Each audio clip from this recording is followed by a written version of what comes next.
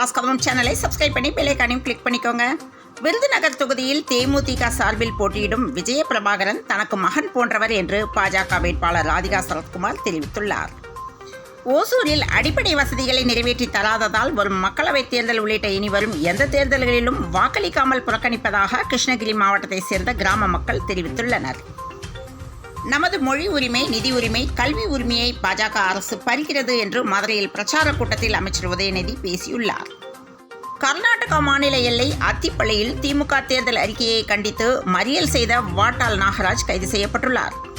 நட்சத்திர வேட்பாளர்களுடன் மோதும் காங்கிரஸ், விருதுநகரில் முந்துவது யார் என்று பரபரப்பாக உள்ளது. கொலையான நிர்வாகி மனைவிக்கு சீட் தந்த சீமான். கன்னியாகுமரி மாவட்டம் விளவங்கோடு சட்டப்பேரவை தொகுதி இடைத்தேர்தலில் நாம் தமிழர் கட்சி வேட்பாளராக ஜெமினி அறிவிக்கப்பட்டுள்ளார். 10ஆம் வகுப்பு பொதுத் தேர்வு நாளை தொடங்கி ஏப்ரல் 8ஆம் தேதி வரை நடைபெறுகிறது. முதல் நாளில் தமிழ் உள்ளிட்ட மொழி பாடங்களுக்கான தேர்வு நடைபெறவுள்ளது. பெங்களூருவில் ஆன்லைன் தளத்தில் வாங்கிய கெட்டுப்போன பாலை திருப்பிக் கொடுக்க முயன்ற பெண்ணிடம் ரூபாய் 77,000 நூதன முறையில் மோசடி செய்துள்ளார். செத்தாலும் சொந்த சின்னத்தில் தான் போட்டி என துரை வைகோ ஆவேசமாக பேசியுள்ளார். இந்தியா கூட்டணியை ஆதரித்து மார்ச் 29ஆம் தேதி முதல் பிரச்சாரம் மேற்கொள்ள உள்ளதாக மதிமுக தலைவர் கமல்ஹாசன் அறிவித்துள்ளார்.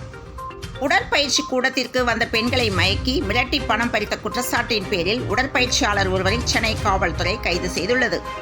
சங்கீத கலாநிதி விருது விவகாரம், பாடகர்களின் பின்னணியில் RSS பாஜக இருப்பதாக சந்தேகம் என கி வீரமணி தெரிவித்துள்ளார். 2024ஆம் ஆண்டுக்கான இளநிலை மருத்துவ படிப்புகளுக்கான நீட் தேர்வுக்கு தமிழகத்தில் இருந்து மட்டும் சுமார் 1,55,000 பேர் விண்ணப்பித்துள்ளதாக தகவல் வெளியாகியுள்ளது. திருச்செந்தூர் முருகப்பெருமானின் அறுபடை வீடுகளில் 2ஆம் படை வீடான திருச்செந்தூர் சுப்பிரமணிய சுவாமி கோவிலில் நேற்று பங்குனி உத்திர திருவிழா வெகு விமரிசையாக நடைபெற்ற நிலையில் கோவிலில் வள்ளி திருக்கல்யாணமும் நடைபெற்றது. 10ஆம் வகுப்பு பொதுத் தேர்வை எழுதவுள்ள எனது அருமை மாணவ செல்வங்களே, ஆல் தி பெஸ்ட் என தமிழக முதலமைச்சர் மு.க. ஸ்டாலின் வாழ்த்து தெரிவித்துள்ளார். முதலமைச்சர் மு.க. ஸ்டாலின் வருகையொட்டி நெல்லையில் இன்று ட்ரோன்கள் பறக்க தடை விதிக்கப்பட்டுள்ளது. கரூர், கோவை, நெல்லை, மதுரையில் கனிமொழி 6 நாட்கள் பிரச்சாரம் செய்யப்போவதாக தகவல் வெளியாகியுள்ளது. திமுக, அதிமுக, பாஜக வேட்பாளர்கள் இன்று வேட்புமனு தாக்கல் செய்கிறார்கள். பௌர்ணமியை முன்னிட்டு திருச்செந்தூரில் ஏராளமான பக்தர்கள் குவிந்தனர். தமிழகத்தில் முதல் முறையாக மகளிர் ஜல்லிக்கட்டு போட்டி நடத்த திட்டமிட்டுள்ளதாக தகவல் வெளியாகியுள்ளது. பொதுமக்கள் தங்கள் பகுதியில் காய்ச்சல் உள்ளிட்ட பாதிப்புகளை இணையதளத்தில் தெரிவிக்கலாம் என்று பொது சுகாதாரத்துறை இயக்குநர் செல்வ விநாயகம் தெரிவித்துள்ளார். கொரோனா காலத்துக்கு பிறகு ரத்து செய்யப்பட்ட மூத்த குடிமக்களுக்கான ரயில் பயண கட்டண சலுகையை மீண்டும் வழங்க வேண்டும் என்று பயணிகள் மூத்த குடிமக்கள் நல சங்கத்தினர் வலியுறுத்தியுள்ளனர். மத்திய அரசின் சூரியசக்தி திட்டத்தின் கீழ் வீடுகளின் மேற்கூரையில் உற்பத்தியாகும் மின்சாரத்தை கணக்கிட 8000 இருவழி மீட்டர்களை மின்வாரியம் வாங்குகிறது. சின்னம்மை, தட்டம்மை, புண்ணுக்குவிங்கி பாதிப்புகளுக்கு சிகிச்சை அளிக்க ரூபாய் 3,81,000 அதிகமான வைரஸ் எதிர்ப்பு மருந்துகள் தயார் நிலையில் உள்ளன என்று பொது சுகாதாரத்துறை இயக்குநர் செல்வ விநாயகம் தெரிவித்துள்ளார். மக்களவைத் தேர்தலில் வாக்குச்சாவடி அலுவலர்களாக நியமிக்கப்பட்ட 19,000 பேருக்கு தேர்தல் பயிற்சி நேற்று அளிக்கப்பட்டது. அதை மாவட்ட தேர்தல் அதிகாரி ஜே. ராதாகிருஷ்ணன் நேரில் ஆய்வு செய்துள்ளார். முதலமைச்சர் மு.க. ஸ்டாலின் நாங்குநேரியில் இன்று பிரச்சாரம் செய்கிறார். மத்திய அரசு சார்பில் மானிய விலையில் விற்பனை செய்யப்படும் பாரத் அரிசி, கோதுமை மாவு ஆகியவற்றை ரயில் நிலையங்களில் விற்பனை செய்ய ரயில்வே வாரியம் அனுமதி அளித்துள்ளது.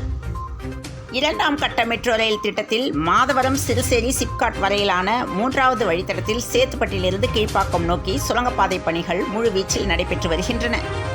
மதுரையில் 11 வயது சிறுமியை பாலியல் வன்கொடுமை செய்து கொலை செய்யப்பட்ட சம்பவம் பரபரப்பை ஏற்படுத்தியுள்ளது. மதுரை கூடல்புதூர் போலீஸ் எல்லைக்கு உட்பட்ட பகுதியைச் சேர்ந்த 11 வயது சிறுமி அங்குள்ள பள்ளியில் 6ஆம் வகுப்பு படித்து வந்துள்ளார். இவள் 6 மாத குழந்தையாக இருக்கும்போது அவளது தாய் இறந்துவிட்ட நிலையில் அவளது தந்தை வேறு ஒருவரை திருமணம் செய்து கொண்டு சென்று விட்டார். இதனால் சிறுமி மற்றும் அவளது அண்ணனை அவர்களது பெரியம்மா எடுத்து வளர்த்து வந்த நிலையில் கடந்த 4 ஆண்டுகளுக்கு முன்பு சிறுமியின் அண்ணன் கண்மாயில் குளிக்க சென்ற போது நீரில் மூழ்கி இறந்து விட்டுள்ளார். இதனைத் தொடர்ந்து சிறுமியை மட்டும் அவரது பெரியம்மா வளர்த்து வந்த நிலையில் சம்பவத்தன்று மாலையில் சிறுமி குளிப்பதற்காக வீட்டில் உள்ள குளியலறைக்கு சென்றபோது பல மணி நேரம் ஆகியும் வெளியே வரவில்லை என சிறுமியின் பெரியப்பா, பெரியம்மா அக்கம் பக்கத்தினரிடம் தெரிவித்தனர். இதையடுத்து அக்கம் பக்கத்தினர் வந்து கதவை உடைத்து உள்ளே சென்றபோது அங்கு சிறுமி மயங்கிய நிலையில் கீழே விழுந்து கிடப்பதை கண்டனர். உடனே சிறுமியை மீட்டு தனியார் ஆஸ்பத்திரிக்கு கொண்டு சென்ற நிலையில் டாக்டர்கள் பிரேத பரிசோதனை செய்தபோது சிறுமி ஏற்கனவே உயிரிழந்தது தெரிய வந்தது. பின்னர் சிறுமியின் உடல் பிரேத பரிசோதனைக்கு அனுப்பி வைக்கப்பட்டது. அதில் சிறுமியின் கழுத்தில் காயம் இருப்பதாக உள்ளதாக தகவல் வெளியானது. இதனைத் தொடர்ந்து சந்தேகத்தின் பேரில் சிறுமியின் பெரியப்பா பெரியம்மா ஆகியோரை அழைத்து வந்து போலீசார் விசாரணை நடத்தியதில் அவர்கள் சிறுமியை கொலை செய்தது தெரிய வந்தது. இதனைத் தொடர்ந்து அவர்கள் 2 பேரையும் நேற்று போலீசார் கைது செய்த நிலையில் போலீசாரின் விசாரணையில் பல திடுக்கிடும் தகவல் வெளியானது. இதுகுறித்து போலீசார் கூறுகையில், சம்பவத்தன்று பெரியப்பா அந்த சிறுமியை பாலியல் பலாத்காரம் செய்துள்ளார். அதில் அந்த சிறுமி பரிதாபமாக உயிரிழந்துள்ளாள். இதற்கு அவருடைய பெரியம்மா உடந்தையாக இருந்துள்ளார். பின்னர் அவர்கள் இருவரும் குளியலறையில் சிறுமி தவறி விழுந்து இறந்துவிட்டார் என நாடகம் ஆடியுள்ளனர். இருவரிடமும் நடத்திய தொடர் விசாரணையில் அவர்கள் சிறுமி கொலை செய்யப்பட்டதை ஒப்புக்கொண்டனர். IPL 2024 தொடரில் மும்பை இந்தியன்ஸ் அணிக்கு எதிரான லீக் போட்டியில் குஜராத் டைட்டன்ஸ் அணி 6 ரன்கள் வித்தியாசத்தில் அபார வெற்றி பெற்றது. IPL 2024 தொடரில் இன்று ராயல் சேலஞ்சர்ஸ் பெங்களூர் மற்றும் பஞ்சாப் கிங்ஸ் அணிகள் மோதுகின்றன. தங்கம் விலை சவரனுக்கு ₹160 உயர்ந்தது.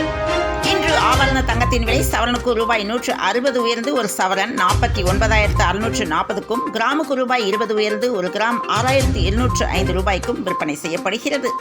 தொடர்ந்து இணைந்திருங்கள் பிரமாஸ் கதமம் செய்திகளுடன். மீண்டும் மற்றும் ஒரு செய்தியில் சந்திப்போம். வணக்கம்.